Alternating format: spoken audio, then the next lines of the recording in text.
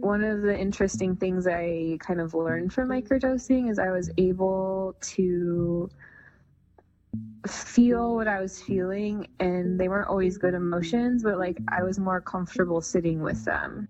You know, I guess I got more interested in it when I started hearing more people talk about it in relation to like mental health and depression. I come from a background or childhood of some trauma, and so I think it's almost a release from that. Oftentimes compare it to like 3 cups of coffee without jitters or a come down. And there's just this childlike joy to it as well, even a slight sparkle that's added to certain things you're observing or people you're looking at. I feel like it can lead to certain patterns of behavior that sort of creep up on you. Let's see, the first time I heard the term microdosing, I was like, well, fuck, like, why would you spend any money on drugs that you're not going to notice? From Outface Productions, this is Listening Glass.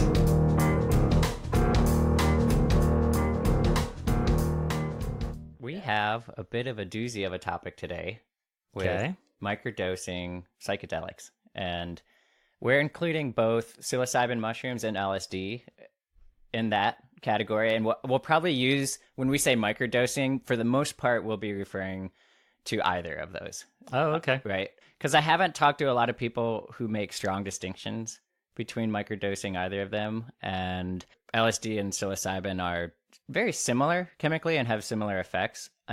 People definitely do claim that there are some differences, subtle differences between them. But I think on the whole, for today's level of detail, we can mostly treat them as identical. Yeah. Sounds good. Okay. Yeah. So full disclosure real quick, I've done neither of these substances ever. So I'm I have done a little homework, but as far as the actual experience of doing these, I'm still a virgin. I actually didn't know that until this very moment. Yeah, there you go. We're learning things about each other today. Yeah. Yeah, so that's really interesting. Mm-hmm. I guess I can self-disclose and say that I first experimented with both of these substances in high school, which I think is true for a lot of people. And then intermittently kind of throughout my 20s, like maybe every couple of years or a few years or something like that. And then just recently tried out microdosing, and I'm kind of doing an ongoing little experiment with that. Cool. But let's jump into what these substances are. Just kind of the sciencey bits. Well, that sounds good, but I just wanted to ask real quick, for anyone who doesn't actually know, what is microdosing, or what is a microdose? Okay. Let's go there first. So, we can go there first. So, let's talk about LSD because it's easier to measure the dosages for that. Okay. Let's talk about what a typical normal dose is. And there really isn't such a thing. There's just different levels. And so if you wanted to, say, go to a concert, there's something called a museum dose or a concert dose. Where, really? Yeah. Museum dose. Yeah. And this is a very light dose where you take 50 micrograms. A microgram is a millionth of a gram. Usually we measure chemicals like this in milligrams, like if you do vitamins or most other pharmaceuticals are measured in a much larger unit, 1,000 times bigger is a milligram than a microgram. And you would take only 50 micrograms of LSD if you didn't want to have, say, like kind of strong visuals and a large shift in consciousness that might make it hard for you to act in a normal way. But the museum dose of 50 micrograms might make colors pop out a little bit. They're going to change the way you think a little, but not in such a way where you don't feel like you're going to be able to function socially or even professionally for that matter. There's the next tier up is 100 micrograms. And James Fadiman describes that as like a professional problem-solving dose. He says like engineers and scientists and people would take that amount and try to focus on a really difficult problem. I think particularly one that might be cognitive in nature, right? Yeah. But it's also what I would call just like a dose. Okay. Like when people talk about how many doses they're taking, I would say 100 micrograms is kind of the standard dose. So like if I wanted to go to a party and like get messed up and have a good time, I would actually start with yeah. If it was that like a dose. safe place where you Yeah. felt like it would be safe to do LSD and people would be okay with that and you Yeah. wouldn't be uncomfortable, I think Yeah. that's acceptable, right. especially if other people were doing it. Mhm. But you wouldn't want to do I don't think you would want to do that amount if you were like in mixed company or if you might be around people who would make you feel uncomfortable for being on that substance, right? Because right. I think you're starting to get into the territory there where you're going to feel a little bit ungrounded, and it could be really uncomfortable if you were around the wrong people or if you felt self-conscious about being in an altered state of consciousness that could go Right. bad places. So it's like we're not in Kansas anymore. Absolutely. Okay. Yes. And I would say you're kind of like stepping out of Kansas on the 50 microgram museum dose as well. Okay. But you're grounded enough where you're probably going to like keep it under wraps and be able to manage it. Right. Whereas 100 micrograms, it's like, no, you want to feel pretty safe and like Yeah. taken care of and feel free to explore that experience for what it is, right? Sure. And not have to be tethered to this idea of being normal, right? Yeah. Mm-hmm. Okay, so then in relation to those dosages, what would constitute a microdose? So, well, let's talk. I guess you could go much higher in dosage as well, and up around. You could go up to 400 micrograms, and that's more of the. I think they call it like heroic dose, and you're talking like serious inner work, spiritual journey stuff, like ego death. I would call it a very like spiritual, focused, mystical experience at that point. Okay. Which we're not really going to talk about on this show. This show, we're focused. We don't really want to talk about tripping. That's just a whole nother can of worms. And what we're talking about today is taking microdoses or sub-perceptual doses of these substances, and that is down in like the 10 microgram range. So about a tenth of a dose. Okay. And yeah, you don't feel like you're tripping. And if you do, you've done a little bit too much if you're aiming for a microdose. Yeah, so for each individual, a microdose would constitute just enough to notice that something's happening, but not enough to really noticeably alter your perception. Is that kind of what we're talking about here? I would say that a microdose, oftentimes you don't even notice anything. Okay. Yep. And in that way, I would think of microdosing as almost a pharmaceutical type dose, right? That's one of the ways I've thought of it. Because when you take, I've never been on an antidepressant or anything like that, but when you take them, you don't feel high, as far as I know. I don't, that's not my impression of them. But you're going to notice some more subtle effects in mood and maybe the way you self-reflect and a little bit in cognition and things like that. But that's different than a shift in consciousness. Right.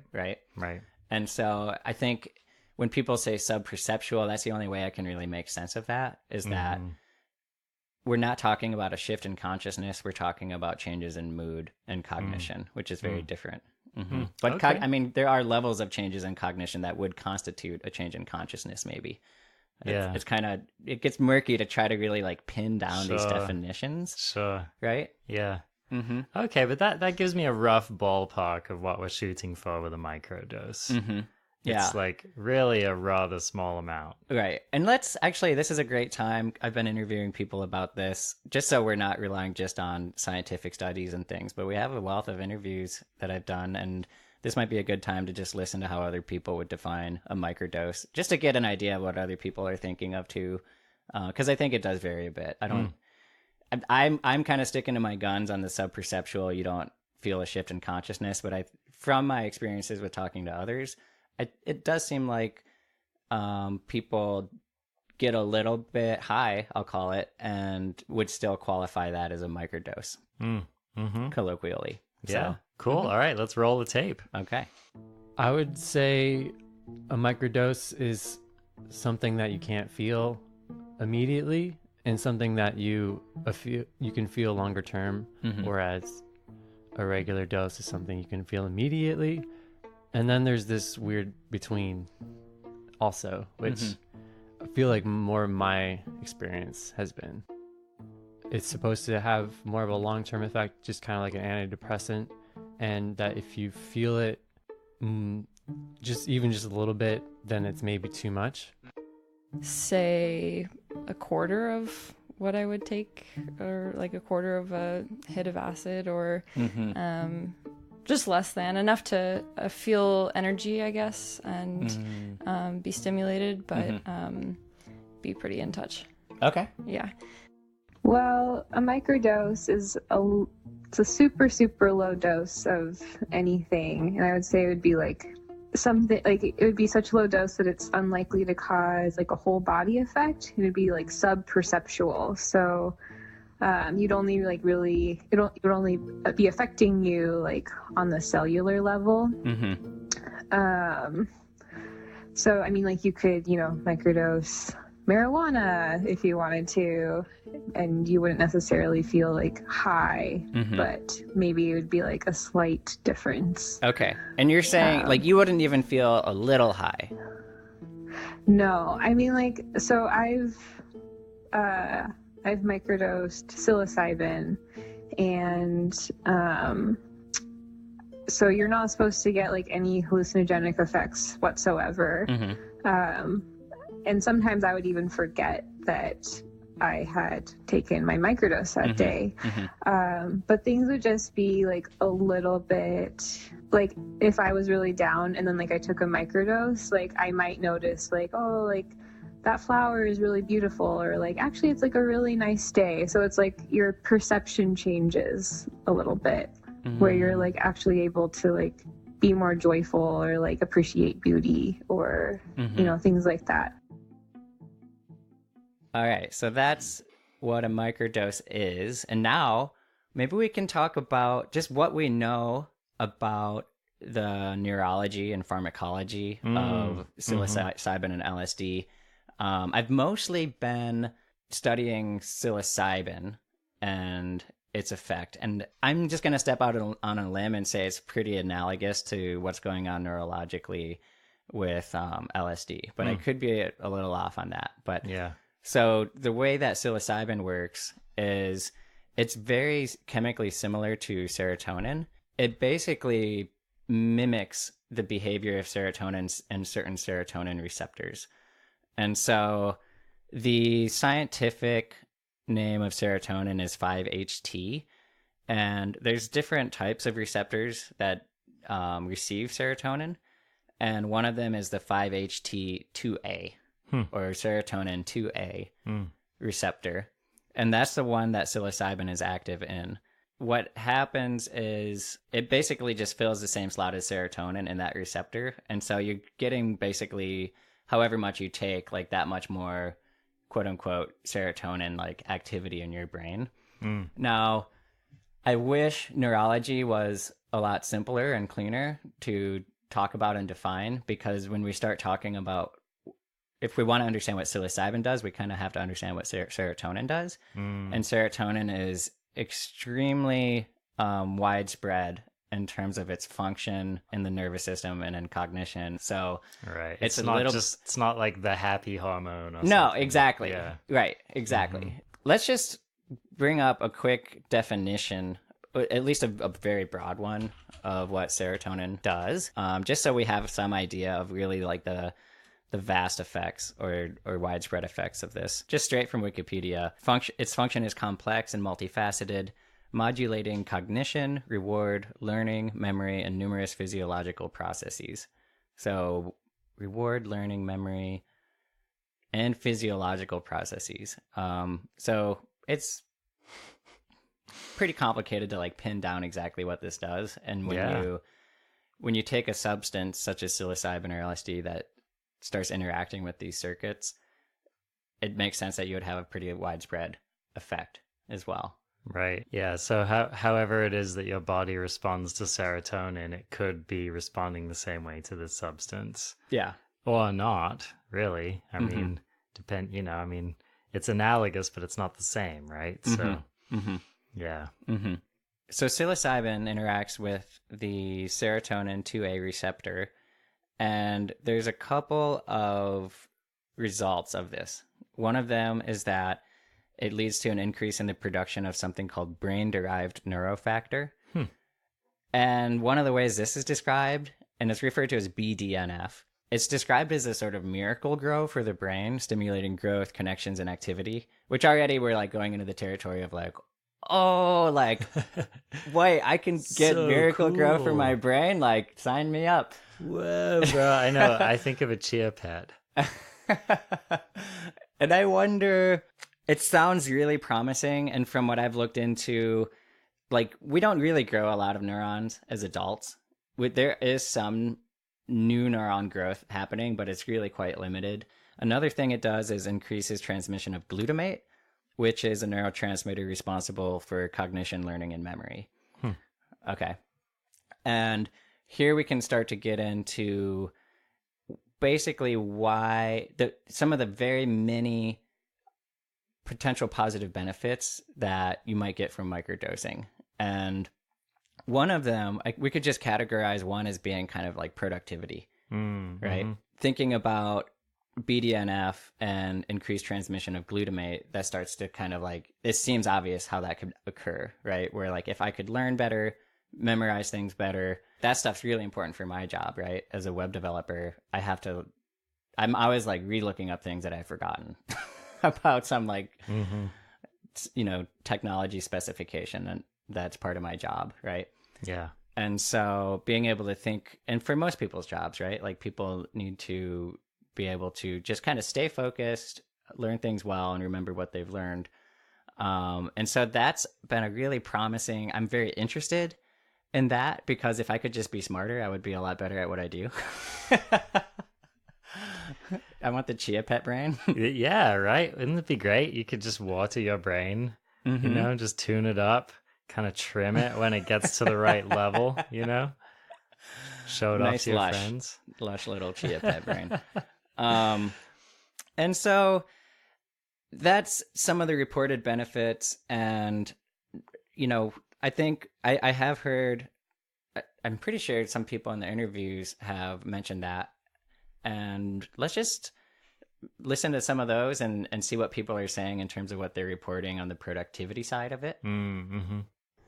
If I need to be productive and need to get out of a funk, which happens quite frequently, then microdosing's effective. And productivity is part of it for you. Absolutely. To me, it kind of can oftentimes feel a little bit like I oftentimes compare it to like 3 cups of coffee without jitters or a calm down.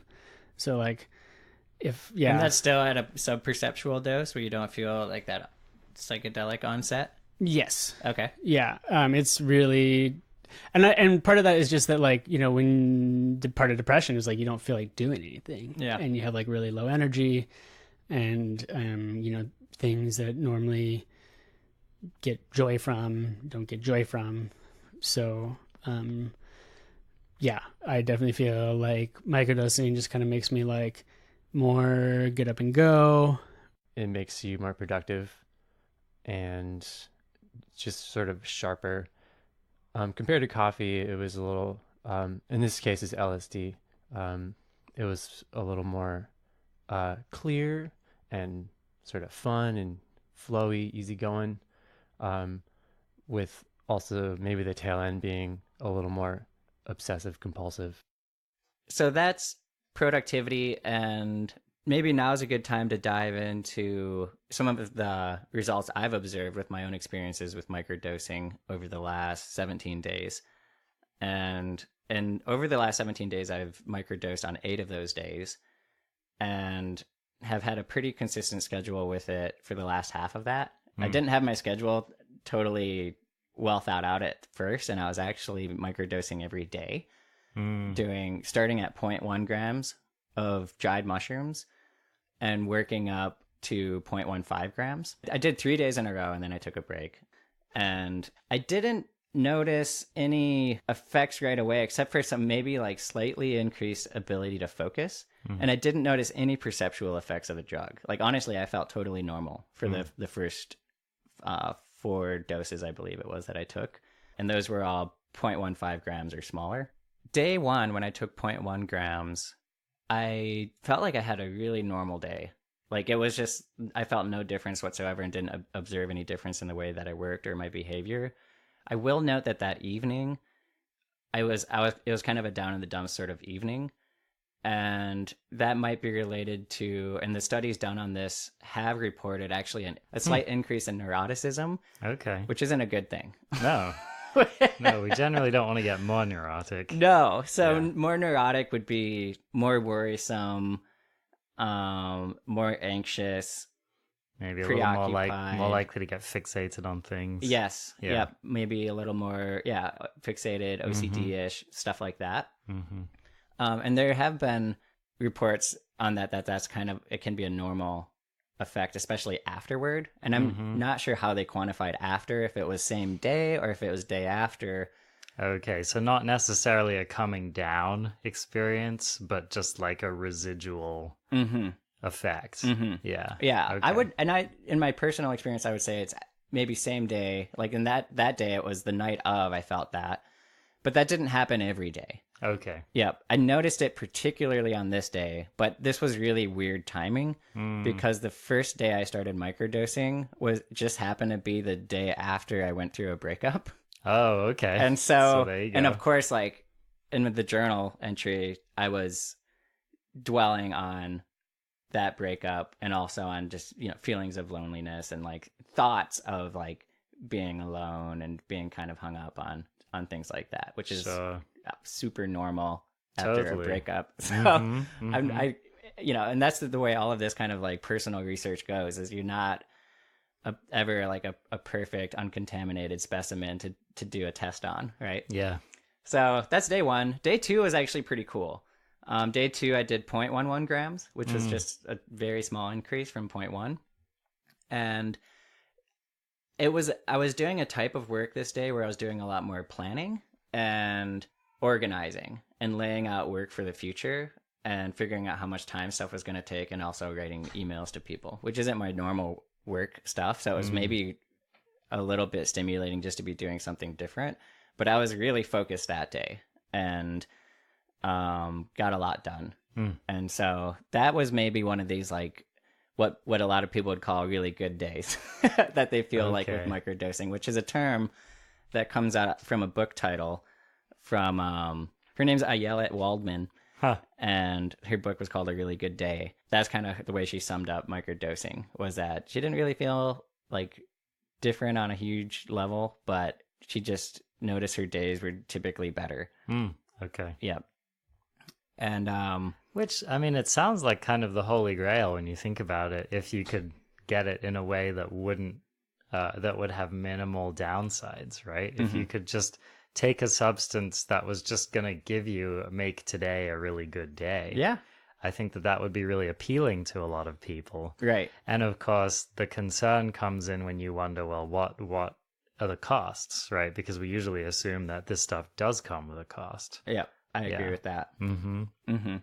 And so, and it sounds like the costs are noticeable, at least for some people. Right. And then the neuroticism uptick I find really interesting. I also find it to be intermittent. I have noticed some days, I always microdose in the morning, and usually through the evening, I feel very on it and good and generally present with the things that I'm doing. And I only really noticed a hard uptick in neuroticism that first day. But I have noticed day after, sometimes I feel kind of down, which also is within my norm. Okay. It's normal for me to have like moody afternoons and things, and where I'm kind of like cranky and don't really want to interact with people, etc. Right. So let me ask you this. So the effects of these substances, they are not making you secrete more serotonin. They are just mimicking serotonin. That's right? my understanding. Okay. Now, I've heard about like when people do MDMA, I've heard about people having like a really bad day afterwards. Oh yeah. And it sounds like they're caching, they're like draining their serotonin level. Is that what happens with MDMA, or is that a misapprehension? Yeah. Okay. Yeah. Yeah, 'Cause- I've had that experience with mushrooms though too, on higher Really? doses, on like Okay. normal doses, Okay. where I feel quite depleted afterward and kind Mm-hmm. of depressed and really just unenthused Mm-hmm. is a good way to put it, where nothing is exciting and I just feel really like drab, and the world seems drab, and like all the color that was kind of put into the world was like sucked out of it, you know, like Right. So it's interesting because despite the fact that you're only adding something to your system and you're not necessarily draining an existing amount, right. you know, it seems like your body has some kind of balancing reckoning. It almost makes me wonder if your nervous system or your brain has a certain come down when it gets a hit of serotonin. Right. And it could just be that the amount of serotonin that you get from most normal things it just doesn't spike you enough to really have a sting on the other side. Right. Right. But And I think that's actually more true also for the microdose territory, is my own speculation, I guess. And Right. from my own experience a little bit, is that I definitely haven't had those big lows like I would from a normal trip on the day after. And I think that it does make sense that dramatically different dosages might just have qualitatively different effects, Sure. right? Sure. I have noticed there's obviously some threshold. And maybe I have my own theory that there's a threshold where, and it's a very like fine line, right, between a microdose and a light dose, because I've had a couple of days where I do 0.2 gram. I did 0.2 grams one day because I wasn't feeling anything, and I was like, maybe I should be feeling more, so I bumped it up to 0.2. And my previous highest dose at that point had been 0.15. Didn't notice any observable effects, or perceptual effects. Bump up to 0.2, and I basically had like a mini trip and like couldn't get any work done. Wow. Okay, so you found your limit there. And I find that really that really interesting, that small of an increase in dosage resulted in a very qualitative difference in effects, where it was suddenly, okay, now I'm tripping. Yeah. Right. Yeah. Let me ask you, what form were you taking the substance in? So what I did, I have some dried mushrooms, and I put them in a coffee grinder and ground them up into kind of a powder, and I've just been eating it. Okay, Yeah, so so I'll you've just been measure it out measuring with a scale. with a scale. Okay. Yeah. And then eating it. Yeah. Okay. So And it's this a very scale- small amount. Yeah. Yeah, it's very small. Yeah. Small to the point where I question the accuracy of my scale at that weight, right? Right. So It sounds easy to get a different dose than you want to, just by the difficulty of handling. I think there's probably like at least a 10% margin of error on the scale that I'm using. Yeah. Is my guess. At this weight. So, Right. So if you're going to commit to really getting into it, it might behoove you to spend the money on a good spend more than scale. $12 on Amazon. Yeah, right. So, yeah, okay. That's But I interesting to do me. feel like I'll put the dose on, get a weight, I'll take it off, I'll put it back on, things like that if I feel like I'm getting a wrong reading, and it's usually pretty consistent. So I'm fairly confident that these dosages are accurate. Right. Right. Within that 10% margin of error. But Now, just another aspect of curiosity, I did some reading about the psilocybin family of mushrooms, because apparently, a lot of people, they just think, the word psilocybin or psychopsilocybin, and they think that it's one mushroom, right? But it's actually, it's a whole family. Yeah. Or maybe family is not the right word. Maybe it's a genus. It's a something. I think it is a genus. Okay. Yeah. Because there's Psilocybe cubensis. Right. And there's Psilocybe, I think, other varieties after that. Right. Species names. And so, yes. And so basically it's the cubensis is actually the one that gets a lot of hype where we live, right? And it interestingly is one of the few varieties of the psilocybe mushrooms that does grow in feces. Most of them don't around the world. So that was something interesting for me to learn about. And like cow pies. Exactly, Yeah. exactly. So that, you have this kind of mythology around it, and that's where people will actually go. I watched a documentary that Vice put out, which you can watch on YouTube. And they interviewed this farmer, this cow farmer, who was talking about, these damn kids, coming on my farm and picking through the, cow pies and finding the mushrooms. I just want to take a second to like put ourselves in their shoes. You know what I mean? Like, just imagine Definitely. you're like a conservative, like middle-aged person who has a farm, and like cows are your way of life, and you're like a salt of the earth person, and there's like young people in tie-dye coming to your farm and plucking fungus off of your animal's waste product. Like, just imagine how that looks to them. Like, It is, man. I mean, it's trespassing. It's theft, and totally like incomprehensible, I'm Yeah. sure, right? Yeah. Yeah. Yeah. Well, and and the interesting thing is that even if trespassing and theft weren't illegal, actually taking the substance is also illegal, right? Yeah. So there's multiple layers of transgression going on there. That's a gray area I actually tried to look into today, Yeah. whether or not taking it is Oh, illegal. okay, the ingesting of it, right. Because from what I found, I couldn't find anything saying it's illegal to say be high Okay. on really any substance. It's illegal to possess them. It's illegal to manufacture them, and to etc. do certain things like drive drunk, right? That's Yes, clearly illegal. exactly. Yeah, But- which I appreciate. I actually didn't Yeah. know that was true. I thought it was literally like a thought crime to like be high,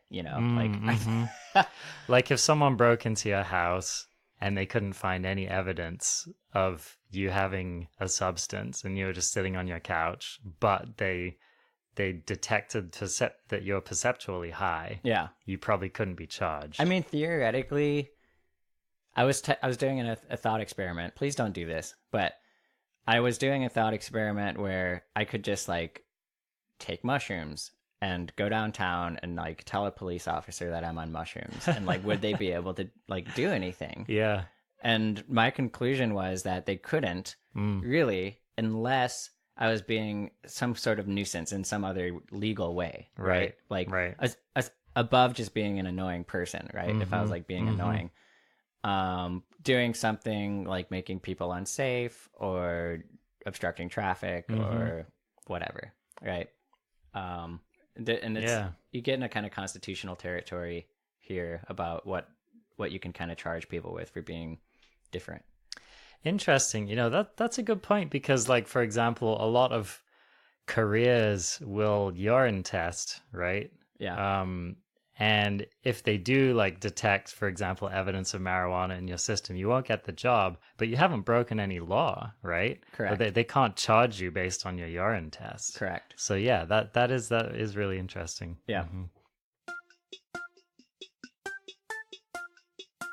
This show is sponsored by Megan Brandenburg Design, your brand illuminated. Does your project or business need a more cohesive visual identity? Do your marketing materials need pizzazz? Megan is your go-to. She also offers apparel design, product packaging design, and motion graphics.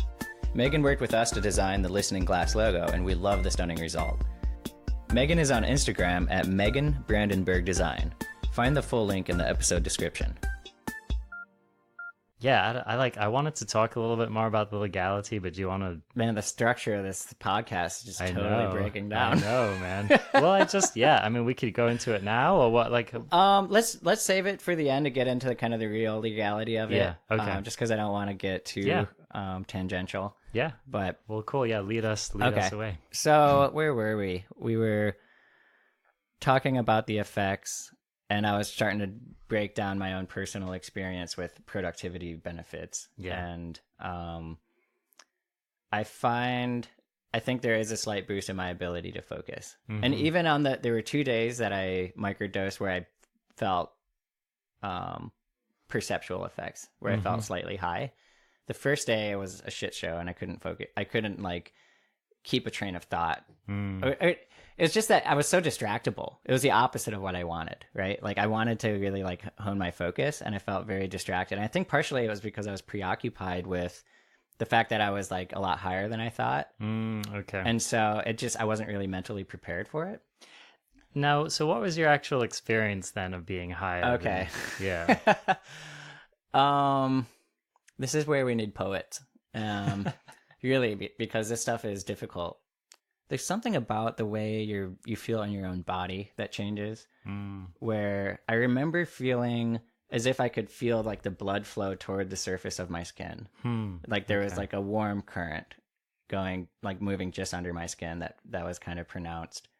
All sensations were increased to the point of being a little bit overwhelming sometimes. Like if there was a loud noises, I was very sensitive to sound. Pretty much always reported is an increase in the vividness of colors, right? And things just look sharper. There's kind of an edge, like a sharper edge to things, like a contrast, I suppose would be the word for it. And you've, see if I can dig into that a little bit more. It's kind of easier to describe the stuff based in the senses than it is to describe the feelings. Sure. Right? I kind of often fall back to the word novelty, or of having a novel experience where you're having pretty much your normal everyday thoughts, but they feel different. Okay. There's some newness to them. There's definitely a warmth in your heart, I found at these lower dosages, literally, like physiologically, like you just feel this kind of warm glow, like right in the center of your chest. Another question: how long would it take for these effects to come on after you had about 50 minutes? Okay. Yeah. All right. Yeah. So if you were trying a microdose, you would wait about an hour to see whether you wanted to up the dosage. Yeah, I'd say wait an hour and a half. Okay. Because you're gonna get peak experience hour and a half to 2 hours in on those perceptual doses, right? So the second day I did a perceptual dose, which was also, I wasn't aiming for one, but I had already had, I dropped it down to 0.16, thinking this might go below that threshold, and it didn't. And which is interesting to me because I had done a 0.15 dose before. So we were talking that small of a difference. That time I was more mentally prepared for being in a different state of consciousness if it did happen. And what made this day different was I was totally dedicated in my mind to the idea of being focused on my work and using whatever happened with me mentally and channeling it into my job and being on task. And that actually worked well, which I think having the right intention when you go into it is really important. And just having that dedication of sticking with the task I set ahead of me made a huge difference. And that time it felt more almost like, people have said this a lot, you feel like it's like a really strong cup of coffee without the jitters. And once you put your focus to something, you can really like dive into it. And I was problem solving some things I was working on really fluently, right? Just like a lot of the times with computer programming, it's just a very like stepwise exploration of the problem where you're kind of like peeling layers of the onion back to figure out how something works and maybe where something's going wrong. And I was able to, every time you go from one layer to the next, it's an opportunity to mentally get off track or to get distracted or to check out. And I found that I was much more able to go layer to layer through that onion without distraction happening much more easily than normal. Okay. Right? Like I often give into distraction. It's just kind of part of my normal mental flow where I'm just pretty distractible. Yeah. And so it was cool to see that it was able, when I focused on focusing, I was actually able to do it pretty well. Okay. And maybe a little better than you would have been able to without the substance. I think so. Okay. Yeah. Yeah, from that experience, that was my takeaway. Mm-hmm. I mean, I've had that same experience, I think, using marijuana, where, that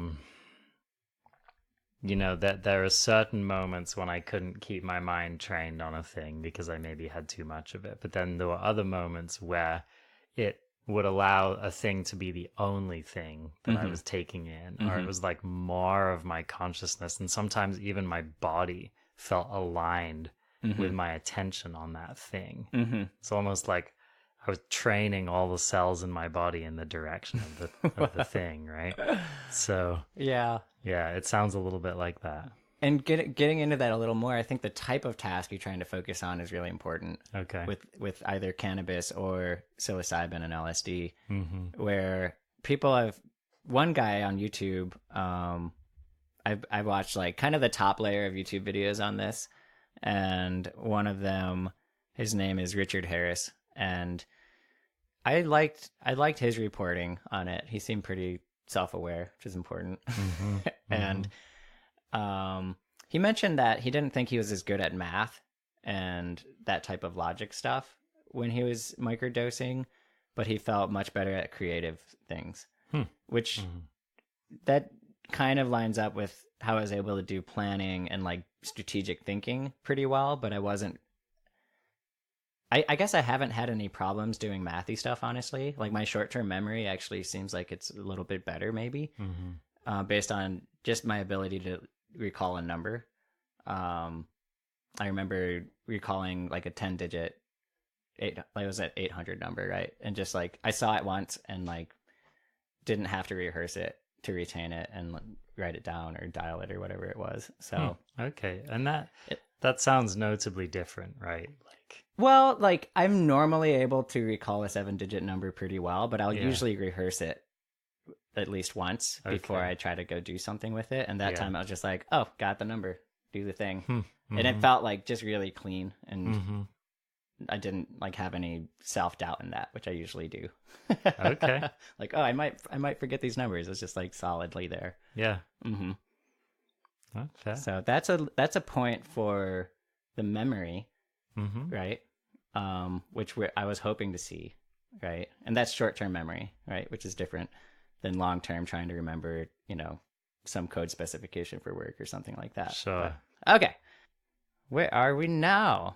So one other really common reason that people will microdose these psychedelics is to treat or help treat anxiety and depression, especially in conjunction with therapy. I've noticed, and a lot of the studies have focused on people doing some kind of microdosing regimen in conjunction with a therapeutic environment or during counseling sessions.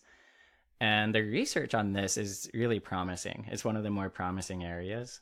And it's all kind of based on self-reporting. And we can put some links to some of these studies in the show notes. And there's been a couple of them.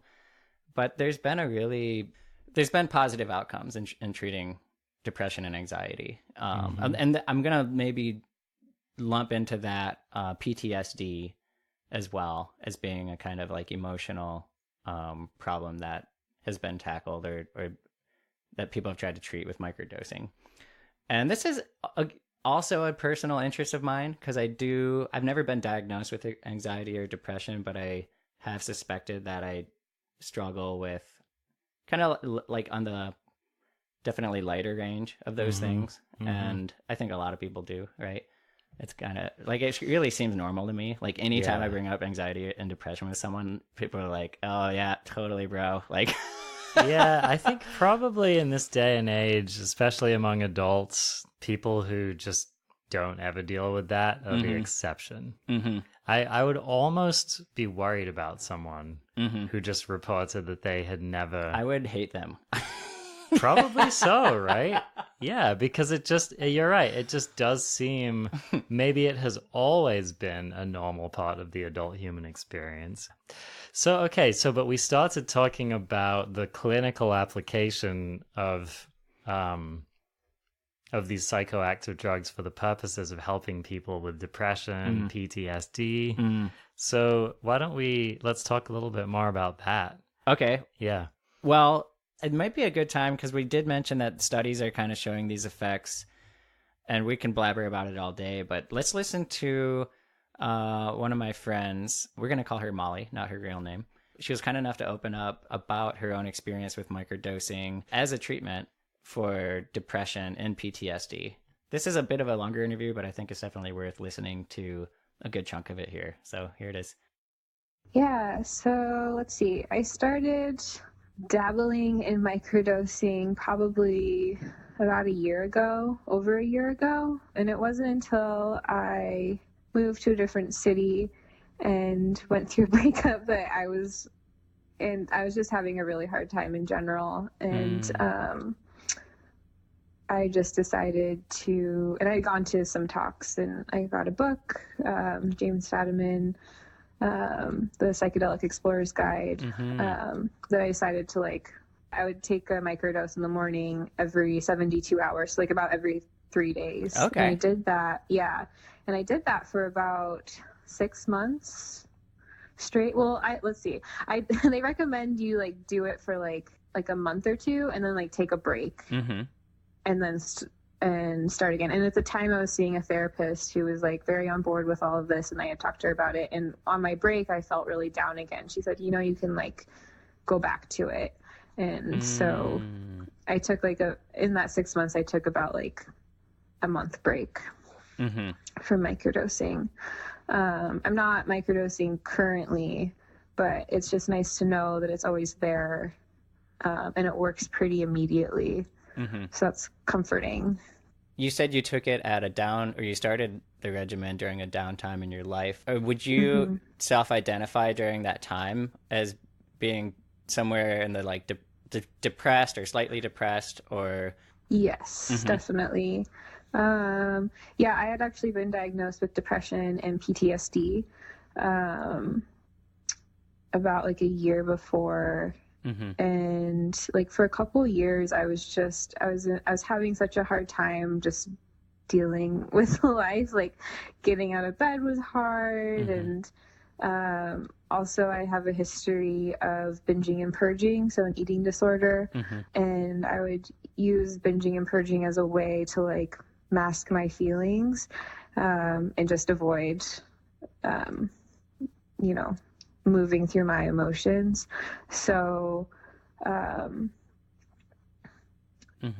one of the interesting things I kind of learned from microdosing is I was able to feel what I was feeling, and they weren't always good emotions, but I was more comfortable sitting with them. Through that, I was actually able to adopt new habits. I've spent years going to therapy, and I've gained all these great skills, and I'm really into yoga and meditation. So I have a good toolkit, but being able to just do the practices and use those tools in my toolkit was really hard. And I noticed that when I started microdosing, instead of binging when I was having a hard day, or when I was feeling anxious about something, I instead was oh, I can go meditate. And then I would go meditate instead, or oh, I can go for a walk, or oh, I can go do this thing, or oh, I can journal. So that was probably one of the biggest takeaways from microdosing. That's awesome. Is just adopting these new habits. Yeah. First of all, just thanks so much for sharing this with me. Really grateful that you're sharing it. And anything that can make healthy choices easier and not a fight, which is something I definitely struggle with. A lot of people do. Yeah, I'm sure. I mean, it's just classic, right? The healthy things are out, where I was, complaining about how unappealing they are. I'm curious if you noticed a trend in first day versus second day versus third day in that cycle. Yeah, I mean, first day, of course, you feel a little bit more, and second day, they say you have afterglow after the day after you take any kind of psychedelic, and sometimes the second day would, I would be kind of back to feeling a little bit low, or sometimes second day was okay, but and then by the third day, especially at the beginning, like the days that I would microdose were noticeably better than the second and third day. And then like by that day, like by the next time I would microdose, like I would be like kind of ready to microdose again.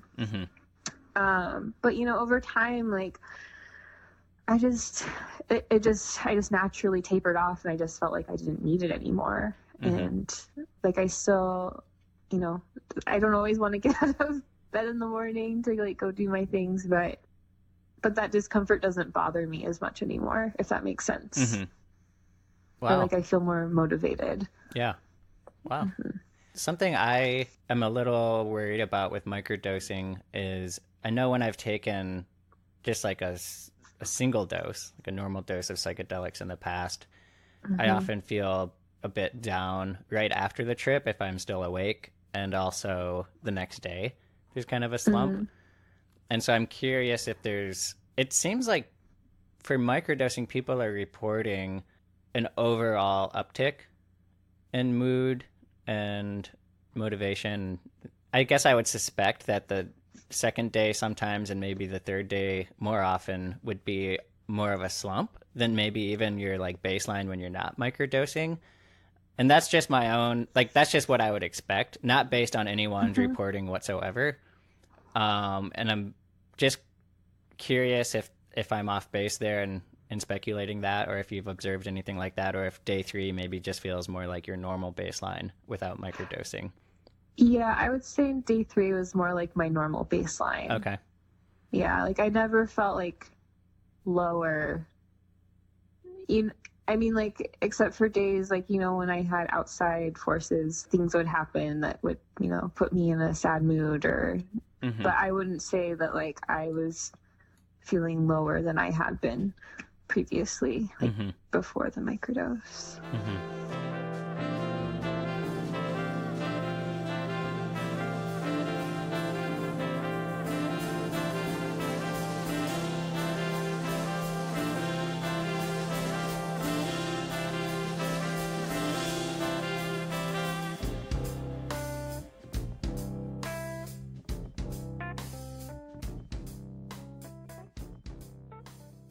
Well, the cool thing about mushrooms is that, you know, like versus prescription, is you can play with your dose, and you have like fairly low risk of like other things happening, or like you have more control over how much you take and when you take it.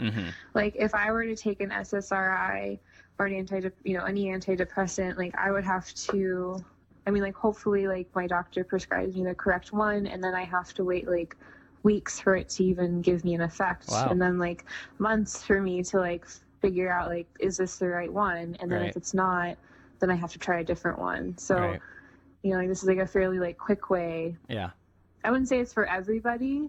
Like in a lot, you know, some people are more sensitive to psilocybin than others, and like but you do have more control over your dosage and how much you take. All right. I really appreciate you talking to me about this and your experience with it, and it's super valuable. So thank you so much. Yeah, thanks for inviting me on. So there was research done recently at Johns Hopkins University, and they were really responsible for throwing these substances back into the public awareness as for their potential for therapeutic use. And basically, they came out with a statement which said that they actually feel like the FDA should reclassify psilocybin in particular as a Schedule 4 drug and take it down from Schedule 1 drug status. And that they said that psilocybin could have therapeutic benefits, and they said we're not going to really fully understand those. And so basically, there was a fair amount of research going into psychoactive drugs post-World War II. And it kind of got shut down in the late 60s as a result of the war on drugs in the United States. Oh, man, don't get me started. Yeah, right? So yeah, that was just basically a big bummer, man. And so basically, it was kind of chased underground until the late 90s. And so since the late 90s, there have been more studies. And basically, a lot of different people who've looked into it have said, wow, this stuff has a lot of potential to address these various issues that people have. And so, interestingly enough, and I think partially as a result of Johns Hopkins kind of making a statement and sharing their findings, the FDA reviewed the work of a particular medical company which was experimenting with psilocybin, and they actually officially upgraded the psychedelic to what they call breakthrough therapy status. And so what that means is that they're like, okay, this is a cool thing that we should work on that deserves more research and which could, in the near or moderate, intermediate future, like become a regular drug that people use. Meaning one that's medically prescribed. Right. Yeah. Exactly. Yeah. So let's talk about these schedules quick, because I had to look into this to really know what was going on. And Schedule 1 is stuff that's marked as highly risky, basically, like high potential for abuse and or addiction, and also doesn't have any medical value. That's how that's classified. And so this has a lot of recreational drugs lumped in there. Yeah, these are your standard like cocaine, heroin.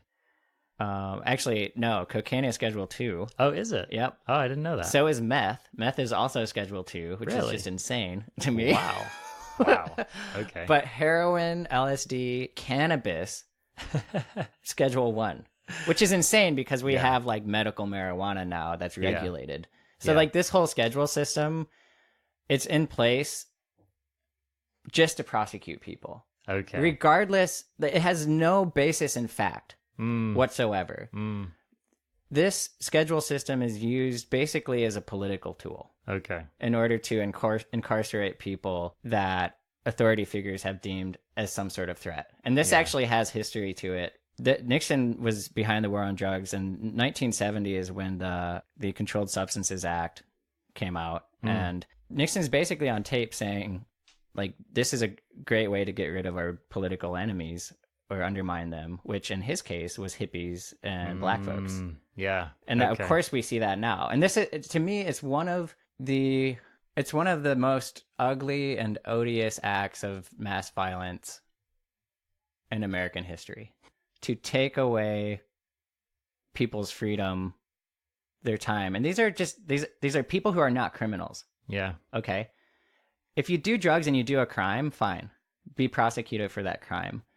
But for possessing and using, just possessing, that's what people are getting charged with. Possessing a substance that you're using to alter your own mind for your own reasons, for your own pursuit of happiness, and having that the state has the power to incarcerate you for that, and incarcerating people who are not doing anything wrong to other people is such a great injustice. So that's my soapbox on that for a minute. Right. But it does. You're right. And especially with people of color in this country, it's basically, like Dave Chappelle did a stand-up routine where they were talking about just sprinkle some crack on it, right? And it was the joke. It was like, if you want to put someone in prison, all you have to do is just sprinkle a little crack on your evidence, right? And it's like fairy dust. Yeah, right. And it's just been used again and again and again. And seeing cases where there are law enforcement officers, I've seen cases of this twice in the last year that were in national news, where police officers got caught planting evidence, drugs on people. Yeah. And they had evidence that they'd done it to tens of people. Wow. Who are in jail. Wow. Right? Yeah.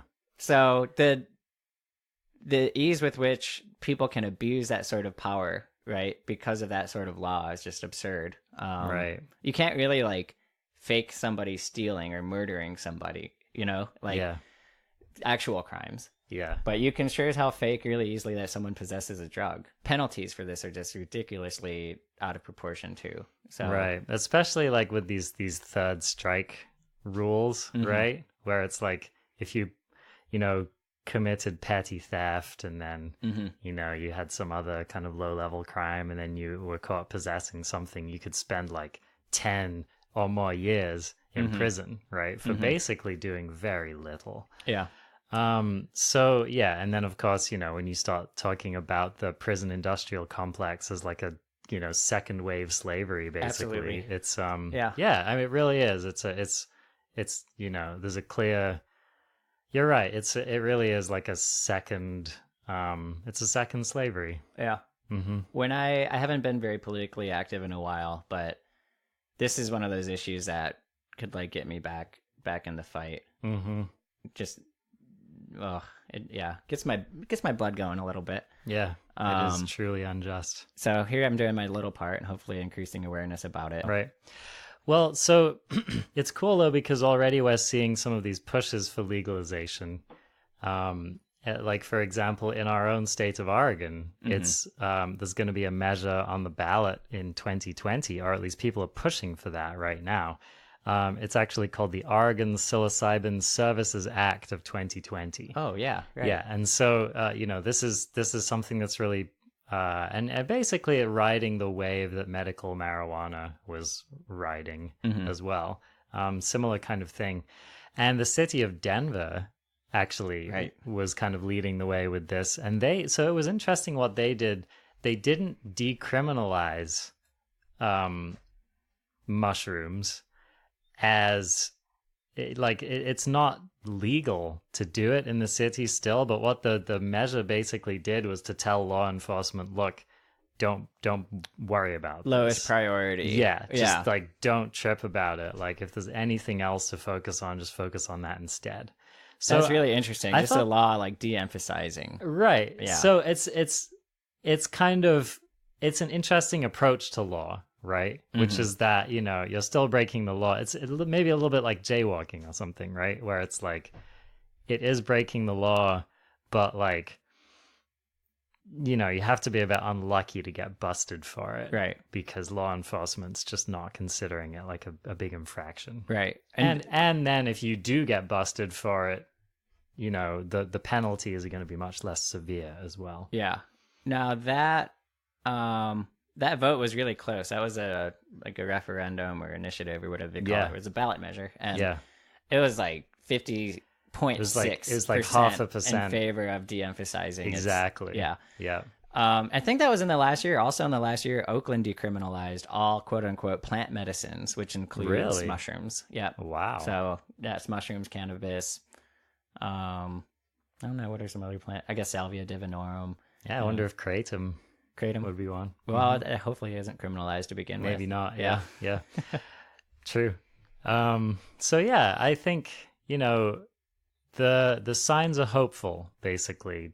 Certainly for the use of you know, psilocybin mushrooms anyway. You know, I don't know if LSD's kind of got its own legislation or its own things going on, you know.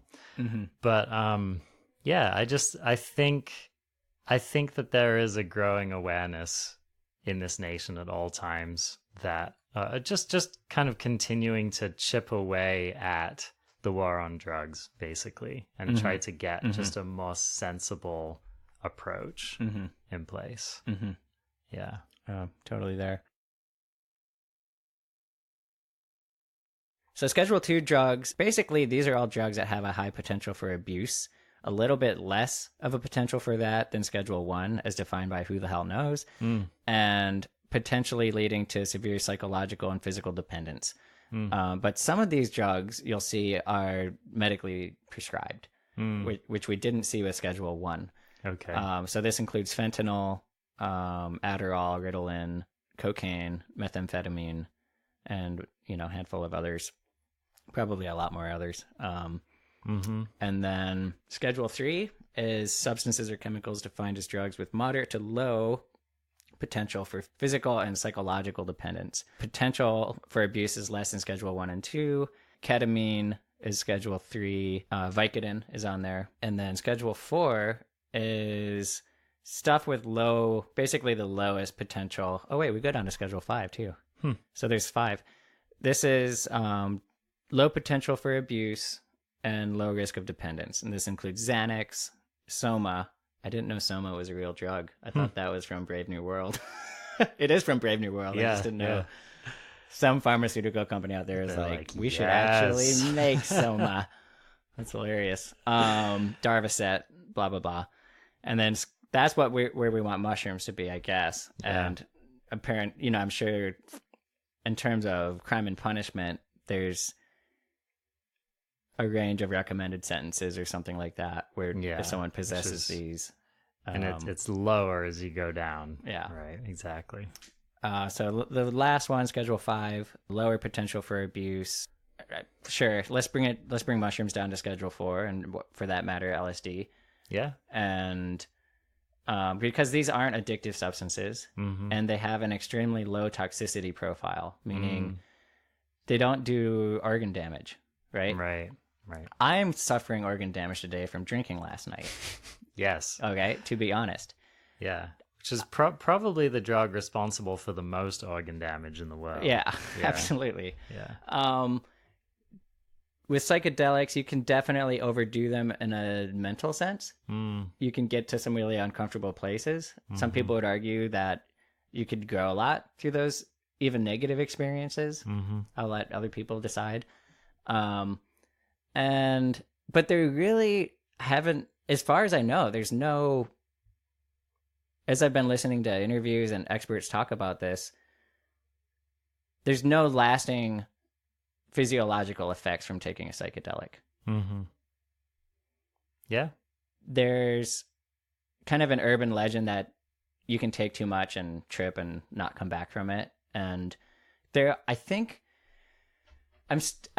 I thought that was true, and I've been hearing more that probably isn't true, but I do think that, I guess I've always had this impression that if someone has a predisposition towards schizophrenia or multiple personality disorder or something like that, it could sort of trigger maybe a more rapid onset of the symptoms of those mental illnesses. Could. And I just don't know if there's enough science out there to like support whether or not this does or has happened. But well, and I think that you hit the nail on the head there, which is that, and this is what the Johns Hopkins University was saying, was we just don't have enough actual studies on it, right? And I think that it really does point to the fact that, there's enough use of this stuff and there's enough potential benefits that really does behoove them to really look into it more. And it'd be a hard thing to study, because to get into one of these studies as a subject, you don't want to have a history. Like, they're not going to let you in if you have a history with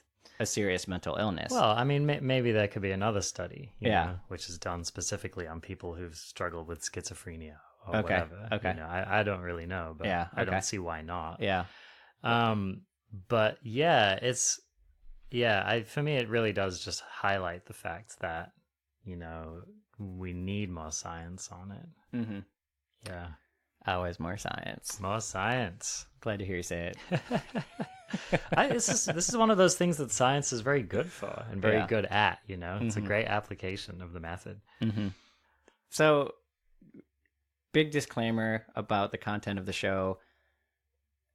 We're talking about powerful substances that, if taken without guidance and without care, can have serious consequences. Not particularly in the microdose territory, I wouldn't say, but these substances are very potent.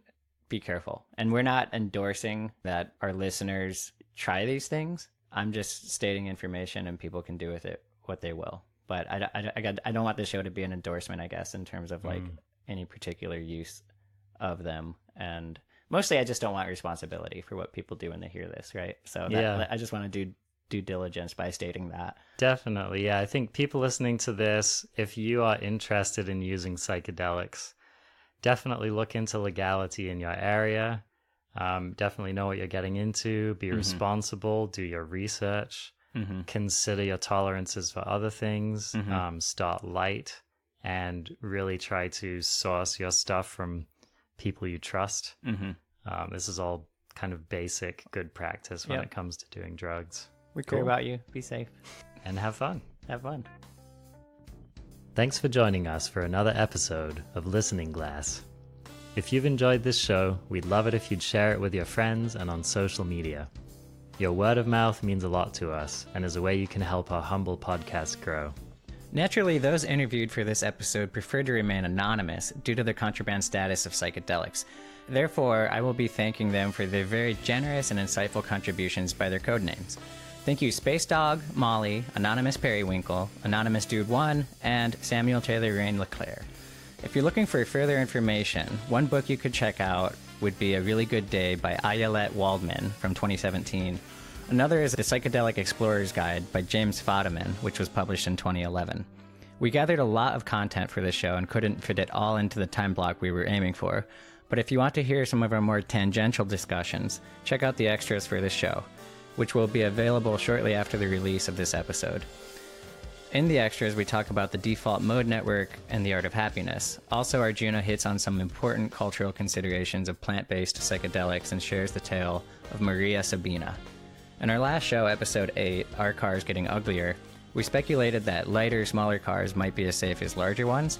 I've done some cursory research since then, and it seems to be false, at least in the case of car-to-car collisions, where crash data suggests that larger vehicles are generally safer. Find us on our Twitter handle @ListeningGlass. You can leave feedback there or by emailing us at listeningglasscast@gmail.com.